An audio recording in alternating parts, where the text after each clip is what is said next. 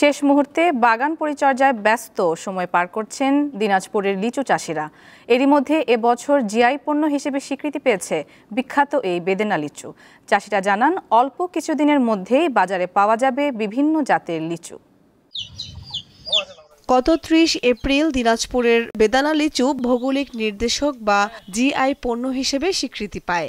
এরপর থেকেই বাগানীরা অনেক খুশি। তারা বলছেন, এর মাধ্যমে দিনাজপুরকে নতুনভাবে চিনবে সারা বিশ্ব। গত কয়েক বছরের তুলনায় এবছর ফলন বেশ ভালো হয়েছে। চাষিরা আশা করছেন ভালো দাম পাওয়া যাবে। আমাদের যে দিনাজপুরের লিচুটা, মাসিমপুরের যে লিচুটা, এটা কিন্তু খুব সুস্বাদু লিচু। ইনশাআল্লাহ লিচুর চাহিদা অনেক, দামও অনেক। 15-20 দিনের মধ্যে আশা করা যায় বাজারে পরিপুক্ত লিচু আসবে। দিনাজপুরের মাসিমপুরে গাছে গাছে ঝুলছে বেদানা লিচু। রসালো এই ফলের স্বাদ ও গন্ধ অনেক ভালো। এটি জিআই পণ্য হিসেবে স্বীকৃতি পাওয়ায় চাষিরা আনন্দিত।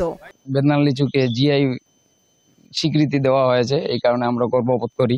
দিনাজপুরের ভিতর অনেকগুলো লিচু হয়েছে, লিচুর ফলনও ভালো হয়েছে। আবহাওয়া অনুকূলে থাকায় লক্ষ্যমাত্রা ছাড়িয়ে যাওয়ার আশা করছে কৃষি বিভাগ। যেরকম আবহাওয়া বিরাজ করছে তাতে আমরা ফলন আশা করছি প্রায় ৩৬,০০০ মেট্রিক টন উৎপাদিত হবে এবং বাজার মূল্য প্রায় ৭০০ কোটি টাকার মার্কেট সৃষ্টি হবে। দিনাজপুরে এবছর ৫,৪০০ হেক্টর জমিতে লিচুর চাষ হয়েছে। উৎপাদন লক্ষ্যমাত্রা ধরা হয়েছে ৩৬,০০০ মেট্রিক টন।